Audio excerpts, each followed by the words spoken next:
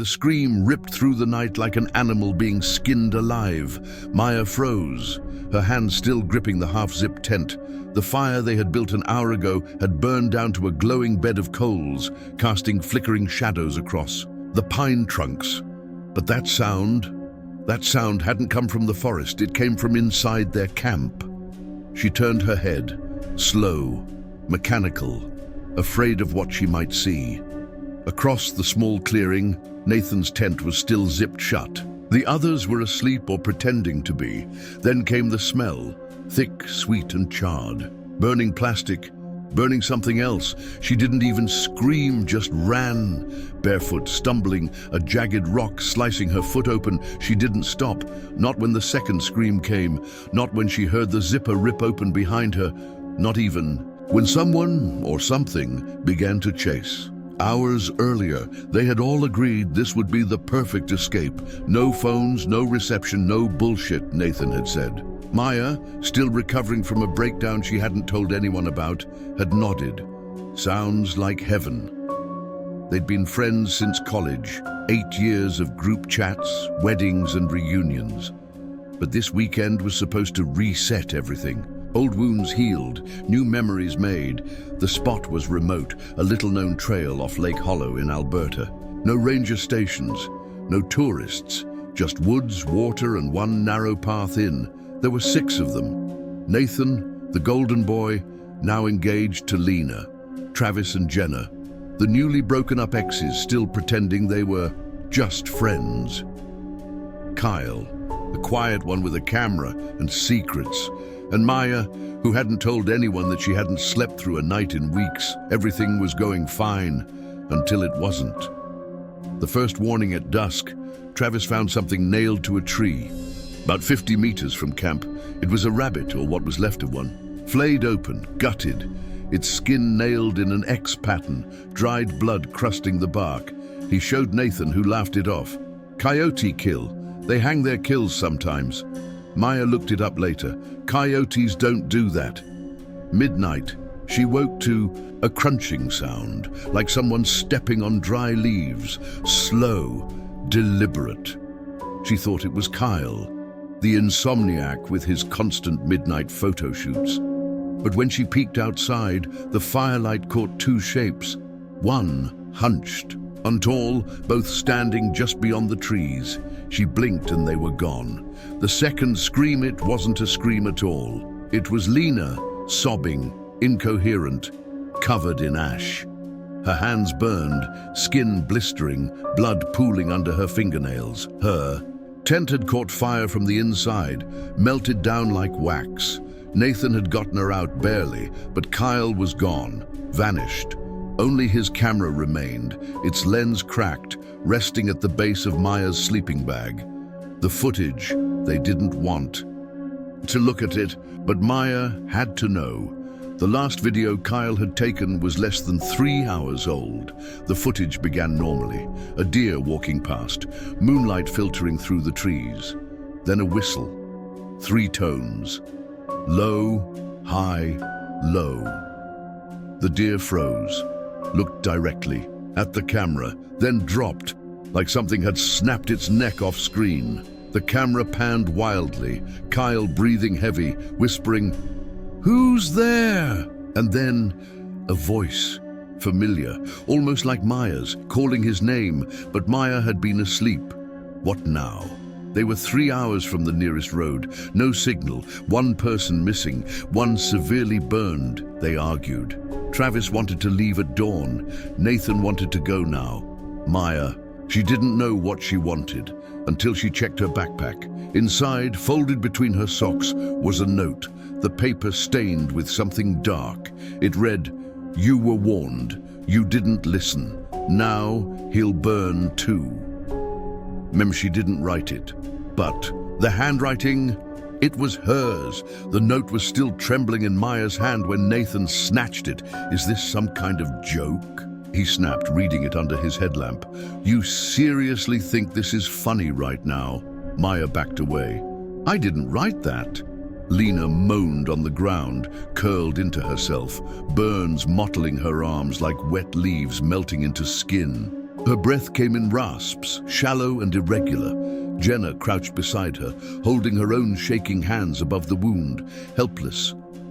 "She needs a hospital. Now!" Travis spoke up, pacing. "We have to hike out. It's 3 hours, maybe more. But if we wait till morning and something else happens, we're not going anywhere in the dark," Nathan snapped. "Something's out there. Something took Kyle." And then, as if summoned by his name, the camera made a sound. Click. They all turned. No one was near it. It had powered on by itself. The video that wasn't there. Travis stepped forward. "It's probably just a glitch." "No." Maya moved slowly toward it, like approaching a venomous snake. "Kyle's camera doesn't turn on unless you press the side button twice." The screen lit up. A new video, time-stamped 10 minutes into the future. It showed a wide shot of their camp, the fire smoldering, Lena unconscious, Travis arguing with Nathan, and Maya standing where she was now, watching the footage. What is this?" she stammered. Then, on the screen, someone stepped into view from the trees behind her. Tall, hooded, silent. The video ended. The chase. "Nope.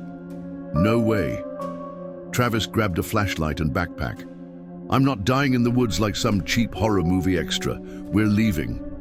Nathan stood frozen. Jenna was already packing. Maya turned slowly. Behind her, nothing, but the shadows between the pines seemed thicker than before. Hungrier. "We can't carry Lena," she said softly. "She can't even walk." "So we leave her?" Jenna asked, eyes wide, near tears. "Are you hearing yourself?" "We split up," Travis said. "Two stay, two go. Find help, bring it back." Nathan finally nodded. "I'll go with Travis." Jenna spoke quietly. "I'm not leaving her." Everyone looked at Maya. She looked back at the dying fire, the blood-streaked note, and the trees that whispered louder than the wind. "I'll stay." Maya's secret. They waited until the flashlights disappeared into the trees. Silence returned. Then Jenna turned to Maya. "Okay, tell me what the hell is going on." Maya looked at her, throat tight. "What do you mean?" "The note, the camera, your handwriting. You knew something was wrong before any of us. You barely slept the first night." Maya sat down, pulling her knees to her chest. "There's something I didn't tell you all. I've been here before." Jenna's mouth dropped. "What?" 2 years ago, with someone I was seeing. It wasn't official, just a weekend away.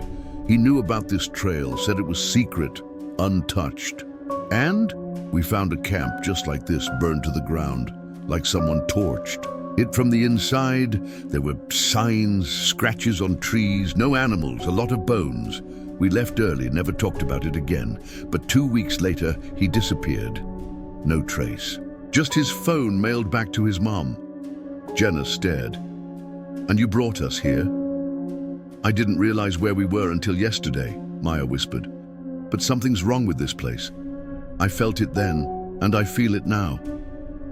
Lena groaned, shifting, her lips parted, and she whispered, "Maya, it followed you back." 3:18 a.m. Blood in the riverbed. Travis and Nathan moved in silence through the woods. The trail was nearly invisible in the dark, moonlight catching in odd angles across broken roots and frostbitten ground. "You trust her?" Travis asked. "Nobody's innocent right now," Nathan muttered, "but we can't afford paranoia." They reached the creek, shallow and muddy, running sluggishly through the trees. Travis stopped. "What?" He pointed to the water. That wasn't there before. A shirt was snagged on a rock, torn, stained deep red. Nathan stepped closer, using the flashlight. Then they saw what was written on the shirt, in black permanent marker across the back. "Come find me, Nate." He dropped the light. "That's mine." "What?" Nathan turned to him, shaking. "That's my shirt.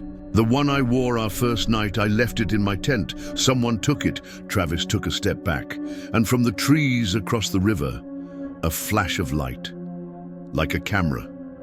Then another. And then laughter, twisted, childlike.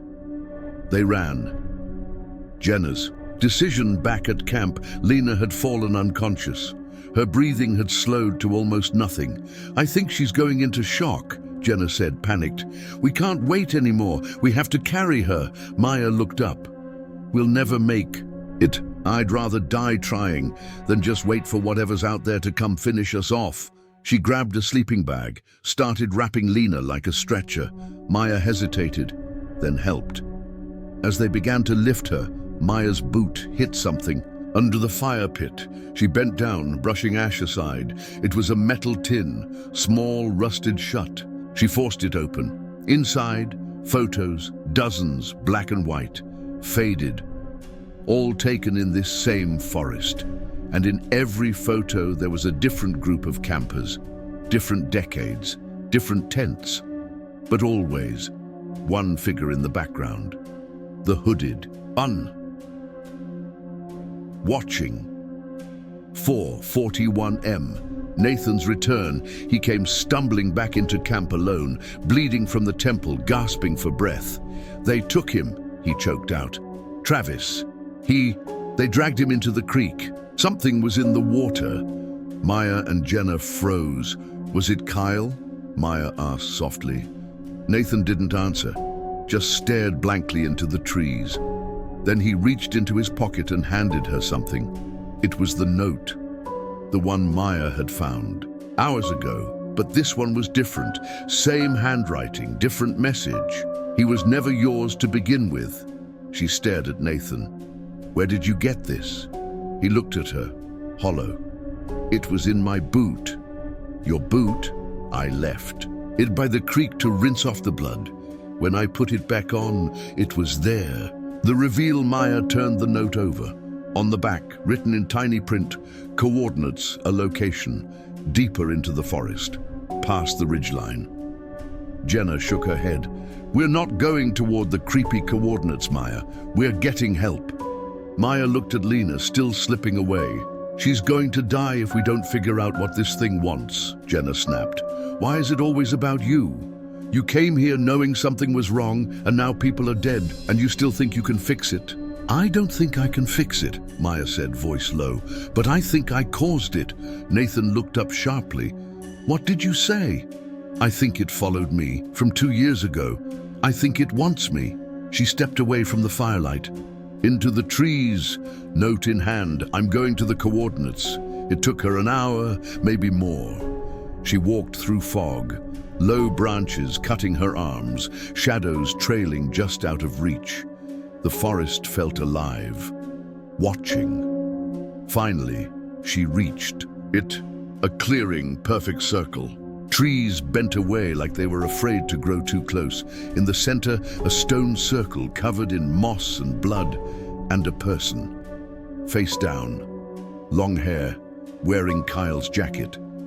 She dropped to her knees, rolled the body over. It wasn't Kyle, it was her. Same jacket, same face, same necklace, but dead. Eyes wide open, mouth twisted in horror, and in her hand, another note. "End it before it begins." Maya screamed. The body was still warm. Maya stumbled back, her own dead eyes staring up at her from the moss-covered stone circle. The forest felt like it was leaning in, as if it too wanted to see her reaction. Her mouth dried out, her chest constricted. Every part of her screamed to run, to turn away and forget she had ever come to this place, but she couldn't. The note was still in the corpse's hand. "End it before it begins." The same necklace, same tiny scar above the brow, same everything. This wasn't a trick of the light, it was her, or something wearing her face. And suddenly Maya understood this wasn't the first time she'd been here. She hadn't just returned, she'd never left. Flashback, the first trip 2 years ago. Her boyfriend Tyler had been acting strange, possessive, paranoid, always whispering to himself at night when he thought she was asleep. They came to these same woods, Lake Hollow, for what was supposed to be a reset. No phones, no contact with the outside world. The last night they were there, he told her something she thought was a joke. "If anything happens to me, bury me here, right here." where the trees don't grow. The next morning, he was gone. She'd reported it. The police found nothing, no body, no trace, just her, traumatized, confused, and with no memory of what happened between midnight and dawn. She thought it was trauma-induced memory loss. Now, staring down at herself, she realized it wasn't memory loss, it was erasure. Back at camp, Jenna was trying to keep Lena alive. Her skin was pale now, lips cracked. Every breath sounded like gravel. Nathan sat by the fire, mumbling to himself, staring at nothing. His eyes were bloodshot, his fingers twitching like they were remembering something they hadn't touched in years. "Why here?" Jenna asked him. "Why did you even pick this place?" Nathan didn't answer. "I said," she snapped. He turned slowly. "Because it was the only place she couldn't find me." Jenna blinked. "What?" Nathan leaned in closer. "You think Maya brought us here? You think this is about her?" He laughed, a horrible broken laugh. "She's just a vessel." Maya returns. When Maya re-entered the camp, Jenna almost screamed. "You were gone for over an hour." "We thought you were dead," Maya said. "Yeah, about that." She dropped the note and a photograph she'd taken from the tin box in the clearing. Jenna picked it up. It was old, blurry, but the face in the middle, unmistakable. It was Maya, surrounded by different people, different gear, but same forest, same face. "This is dated 1998, Jenna whispered. "I'd have been 7 years old," Maya said. They both looked up at Nathan. He was standing now, arms hanging loose at his sides. "I told you," he said. "She's not new to this. None of us are." Nathan's confession. "I didn't just find this place online," he said slowly. "I came here with my brother when I was 17. We camped 2 nights. He disappeared the 3rd day. I told the cops we got separated. They believed me." He pointed at Maya. "But she was there. I saw her. She walked into our camp like she knew every inch of it. Said she was looking for someone, but it wasn't us. She left that night." Maya shook her head. "That's not possible." "Isn't it?" he snapped. "You just found your own corpse." They all went quiet. Then Jenna spoke. "Are we dead?" Nathan looked at her like it was a stupid question. "No, not yet." "But this place, it's not just woods, is it?" Maya asked. Nathan looked at her, and then, slowly, he nodded. "This place keeps a record of everyone it touches, everyone who bleeds here, everyone who runs, but especially those who come back." The sickness Lena was no longer breathing normally. Her chest was rising in slow, delayed movements. Her mouth moved, but no sound came out. Jenna leaned closer. "She's saying something." Maya knelt beside her. "Lena, what is it?" Lena's cracked lips parted. "Don't let it in." "In what?" Maya asked, panicked. "Lena, what's coming?" Lena blinked, once, slow, and then began screaming. Her back arched, limbs jerking violently, foam forming at the corners of her mouth. The scream wasn't human. It sounded like multiple voices, all spilling from her throat at once. Nathan grabbed a stick and held it in her mouth. "She's seizing!" But Maya knew better. This wasn't a seizure, it was possession. The fire returns. Suddenly, the embers in the fire pit flared. No one touched it, and flames exploded upward, green and blue, hissing and spitting sparks. Then, through the smoke, Kyle walked into the camp, or what looked like Kyle. Same clothes, same camera slung around his neck, but his eyes completely black. No whites, no pupils. "Maya," he said in a voice not quite his, "you left me there." She stood, trembling. "That's not you." The thing smiled. "She remembers now," it said. "Good." Then Kyle's body collapsed, bones cracking, twisting, flesh melting into ash. Gone. The choice. Jenna was sobbing now. "We're not getting out, are we?" Maya stared into the fire, the note still in her hand. "End it before it begins. I think this place takes pieces of people." she whispered. Memories, faces, voices, it builds something out of them, something that can walk and talk and kill. Nathan spoke, barely above a whisper. Then how do we stop it? Maya looked at the stone circle photo again. We finish what someone started. We bury what's left of us. Jenna snapped her head up. You mean your body? Maya nodded. I don't know how or why, but I think as long as that thing exists, that version of me, this place has a hold on me, on all of us. 5:59. The march, they carried Lena between them, weak, barely conscious. Jenna held the flashlight. Nathan had a hunting knife. Maya gripped the rope she'd found in Travis's pack. The woods didn't fight them anymore. The fog lifted. The birds were quiet. The trees still, as if the forest wanted them to come back. When they reached the stone circle, the body was gone. In its place, a mirror, full length, antique, framed in black wood, no reflection, just darkness. Maya stepped forward, and in the mirror, she saw her 7-year-old self, standing there, smiling. Cliffhanger ending, the whisper. Then the girl in the mirror spoke. You thought this started with you, but you're just the next one in line. Suddenly Maya was pulled forward, as if yanked by invisible hands, and her body hit the glass. Jenna screamed. Nathan tried to grab her. The mirror shattered. Maya was gone. Maya hit the ground hard, but it wasn't glass. It was soft, wet, like sinking into cold earth. She gasped, twisting to stand, but everything around her was different. No trees, no fire, no sky, just black fog rolling over a ground made of memories, photos, toys, bones, broken watches, torn shirts, faded notes. She was in a place built from what people left behind, and all of it was whispering, the voice of the forest. You are not the first. You will not be the last. But you are the only one who came back twice. Maya turned, ready to fight, but no figure stood there. The voice wasn't coming from a person. It was coming from everything. The bones whispered, the photos wept, the broken watches ticked in unison, counting down to nothing. Then, a flicker in the dark, a mirror. Not like the last one. This one was small, cracked, the kind of thing you'd keep in a purse. She picked it up. In it, she saw Tyler, her old boyfriend, not the one who vanished, but the one who screamed her name before dying, the one she never told anyone about.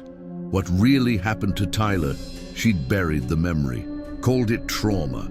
But now, the truth played out like a movie. Tyler had taken her to Lake Hollow once before, not 2 years ago, but 6. She remembered now, the argument, the push, the fall. He hit his head on a rock. He didn't get up.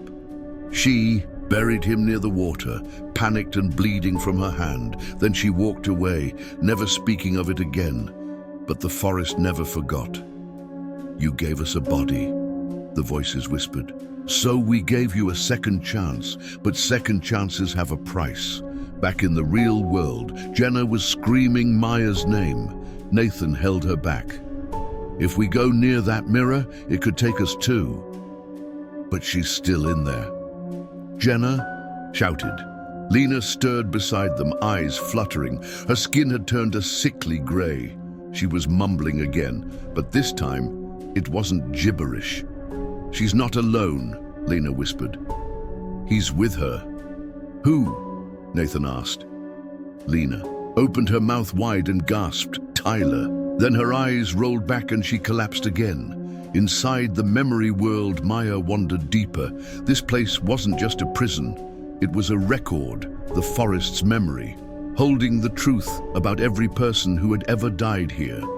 She saw others, flickering. Figures like ghosts caught between worlds. A boy with a shattered camera lens where his eye should be. Kyle, a girl humming lullabies while bleeding from her chest. Lena, but younger. And Nathan, a version of him sobbing over a shallow grave, holding his brother's hoodie. Every person carried their moment of deepest guilt. And the forest replayed it, over and over, feeding off the shame, the grief, The secrets, then. Came her turn, Maya's judgment. She stood in the center of a ring of light. The fog fell away, revealing Tyler, alive, whole, but cold. "I begged you not to leave," he said. "I thought you were dead," she whispered. "I wasn't. Not yet." His voice cracked. "You left anyway." Maya sank to her knees. "I was scared." Tyler stepped forward, but the forest wasn't. It saw what you did. It kept you safe, in exchange for your silence. Then he reached out and pulled something from her chest. It was a key, old, rusted and glowing. "You're the first to remember everything," he said. "That means you're the one who can open the door." "What door?" He pointed behind her. A massive wooden structure stood. Tall now, ancient, wrapped in roots and hanging bones. A door with no handle, only a keyhole. "You open it," Tyler said, "or we all stay here forever." The door of return. She turned the key. It didn't just unlock the door. It unlocked the truth. Suddenly, she remembered every trip to Lake Hollow. Every time the forest pulled her back. Every face she tried to forget. She hadn't come here twice. She'd come here dozens of times. Each time she forgot, because the forest let her forget, so it could keep feeding. But now, it had given her the key. Why? That question haunted her. As the door swung open, Jenna's breaking point back in the woods. Lena's breathing was faint. Jenna looked around. "We can't wait. We have to do something." "Like what?" Nathan asked. "I'm going in after her." Nathan grabbed her arm. "You don't know what's in there." She turned on him. "You do. You've been lying this whole time." Nathan stayed silent. "You said you came here once, but it wasn't just once, was it?" His jaw clenched. "I've seen your face before," Jenna said. "On that missing poster, the kid who came here with his brother. But you weren't the one who vanished." Nathan looked away. "I was the one who stayed," he said quietly, "because I never left." Jenna froze. "What? I died here," he whispered. "Years ago." "Nathan's truth. I tried to escape," he continued, "but I got turned around. I fell into a ravine, broke my spine. I lay there for hours, screaming for help. The forest let me rot." "But you're here," Jenna began. "The forest gave me back," he said. "Not alive, not dead, just useful." He held up his knife. "It uses people like tools, makes us bring others, keeps feeding." Jenna stepped back. "So you brought us here?" He looked her in the eye.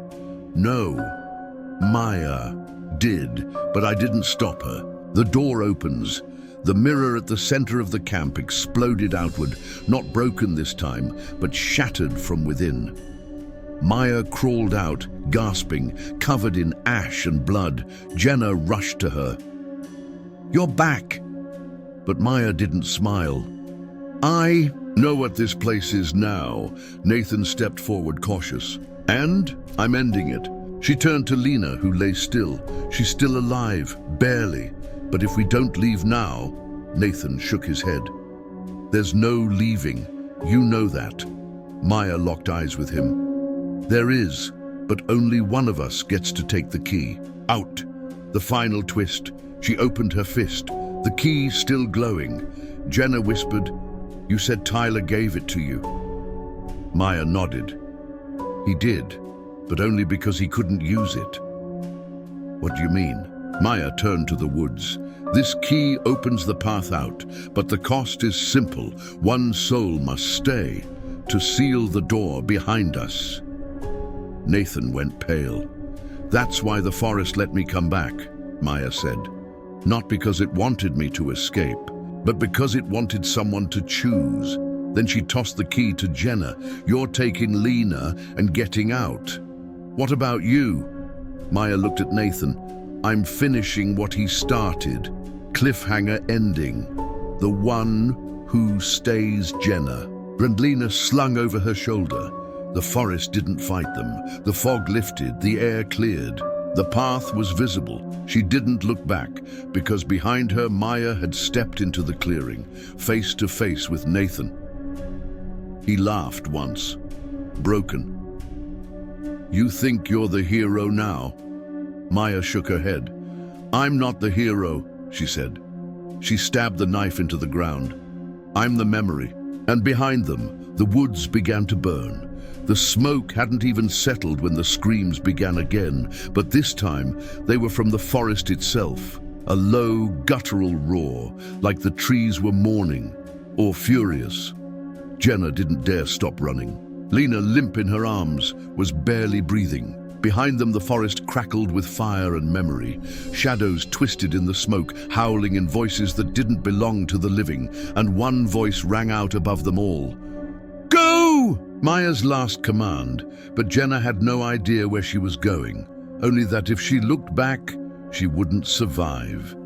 The path that shouldn't exist. Then it appeared. A narrow trail, winding out of nowhere. As if the forest had suddenly remembered. It used to let people leave, and at the edge of it, light, a clearing Jenna didn't recognize. It was open sky. Real air, real ground. Lena stirred. Jenna collapsed just beyond the tree line, gasping for air. She looked back one last time.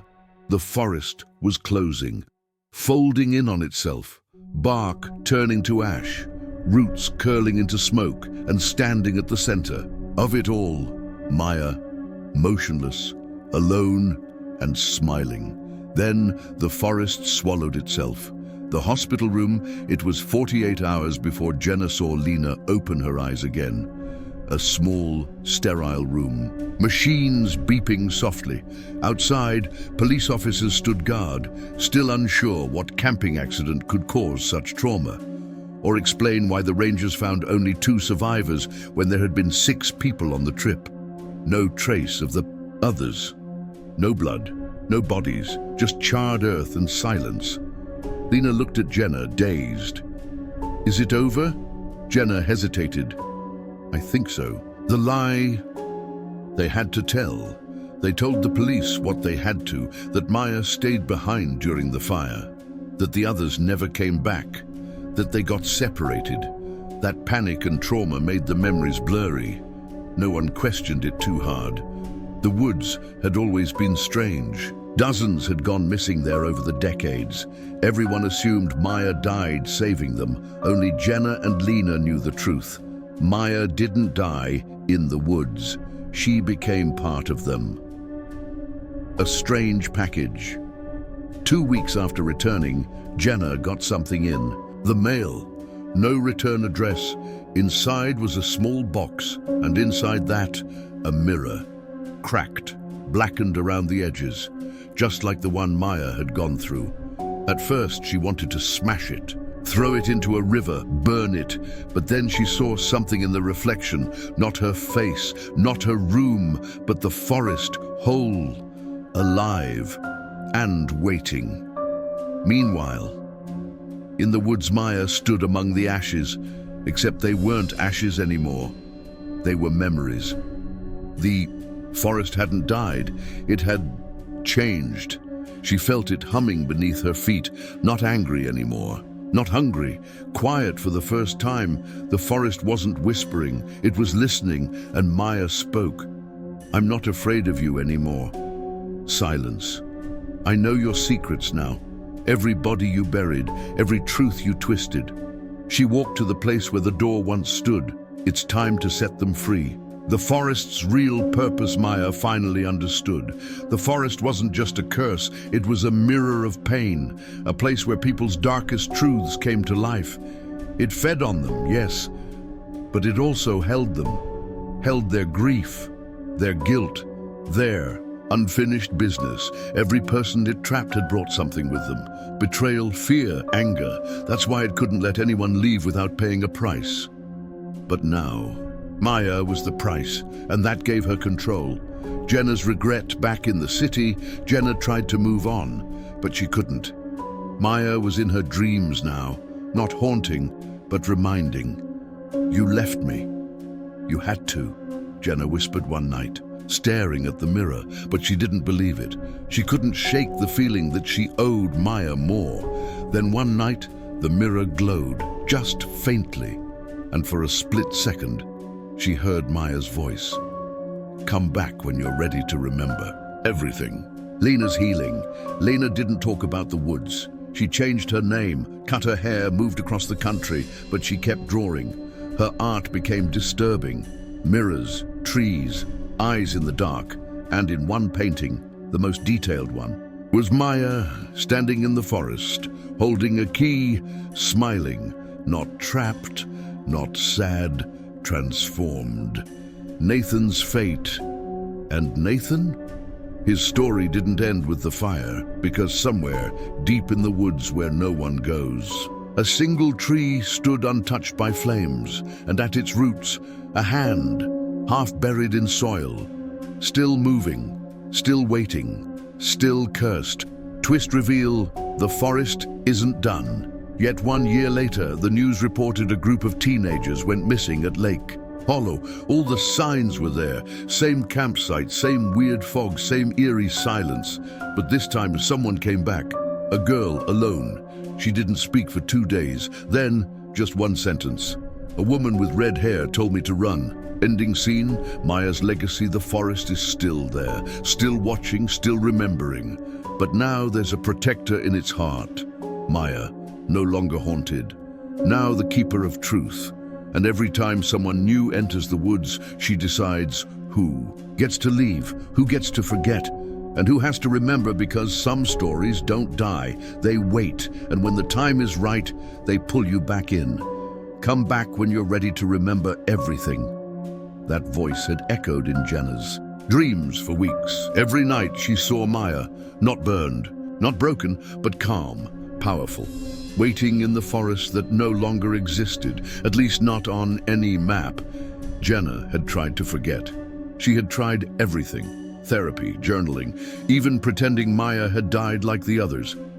But you can't forget someone who saved your soul by giving up theirs. You can't erase the place that broke you open and showed you who you really were. Some pain doesn't go away. Some pain becomes a calling. One last journey. On the anniversary of their return, Jenna did the unthinkable. She went back. Lena begged her not to. You survived. Why would you go back to that hell? But Jenna wasn't going back to die. She was going back to finish what Maya started, to bury the past or dig it up. The forest had changed. Jenna stepped into the same place where it all began. The old trailhead at Lake Hollow. Only now, the signs were gone. No campsite sea, no ranger warnings, no broken gates. It was as if the place had never existed. Still, she stepped forward, and the forest responded. Not with fog, not with screams, but with silence, the kind that wraps around. You like a memory, the real story inside. It looked nothing like before. No blood. No bones, no shadows. Instead, the forest was alive. Light filtered through the trees like golden silk. The ground felt soft, familiar. Then she saw her, Maya, standing beside the fire pit where everything fell apart, wearing the same hoodie. The same necklace Jenna had given her in college, but something was different. Her eyes, they held centuries, not dead, not possessed, awake, their conversation, closure and truth. Jenna, you're alive. Maya, not in the way you think. Jenna, I came back for you. Maya, you never really left. Jenna didn't understand. Not fully. Not until Maya showed her a touch on the shoulder and everything flooded back. Nathan's lies, Lena's screams, the mirror, the forest's hunger, and deeper still, her own guilt, because Jenna had once wished Maya would disappear. She had blamed her, envied her, even resented her for taking control during that last night. The forest hadn't just fed on fear, it had fed on truth, and now it wanted healing. The offer Maya stepped back. There's something you can do. For them. For yourself. She pointed to a tree. Massive, ancient, gnarled with deep roots and a hollowed center. Inside were objects. Nathan's flashlight, Lena's sketchbook, a scorched tent zipper, and a photograph. All 6 of them, smiling before the trip. These are the memories it couldn't digest, Maya said. They're yours to take or leave. Jenna stepped closer and felt it, the forest's heartbeat. Still alive, still mourning, still hoping. Jenna's decision. She reached into the tree and took the photo, and when she did, she finally cried. For the friends they lost, for the girl she used to be, for the woman Maya had become. Then she looked at her oldest friend. "I forgive you," Jenna whispered. "And I'm sorry," Maya smiled. "So am I." They hugged, one last time. Then Maya stepped back into the trees and disappeared, not into darkness, but into light. Final twist, Maya's real role as... Jenna turned to leave. The forest parted for Deku. It wasn't holding her anymore. It was protecting her, and from its center, Maya watched. No longer human, no longer trapped, but something older, a guardian, a memory keeper. The forest had never wanted to kill them. It had wanted to teach them, and Maya was its voice now. Back in the real world, Jenna returned home and burned the cracked mirror, not in anger, but in peace. She placed the old photo on her bookshelf, not to forget, but to remember differently. To remember Maya not as the girl who vanished, but as the woman who became legend. Lena's message. 2 days later, Jenna got a letter from Lena. Inside was a drawing of Maya standing in front of the forest, waving, and the note, "I saw her again, in a dream." She said, "Tell Jenna some stories end so others can begin." Final scene. Another camper somewhere. A boy packs his bag for a solo camping trip. He ignores the warning signs. He heads into the woods alone. As night falls, he sees something strange. A red-haired woman standing at the edge of the trees. She doesn't speak. She just lifts one hand and points toward the path behind him. He turns back and leaves. He never tells anyone why, but he never goes camping again. Closing words. Soul-hitting lesson. Some horrors are born from monsters, but the deepest ones come from within us. Our betrayals, our silences, the truths we're too afraid to face. The forest didn't punish them. It reflected them, and only those who faced themselves were allowed to leave, because sometimes losing everything is the only way to find who you really are. And some people don't escape the darkness. They become its light. The end.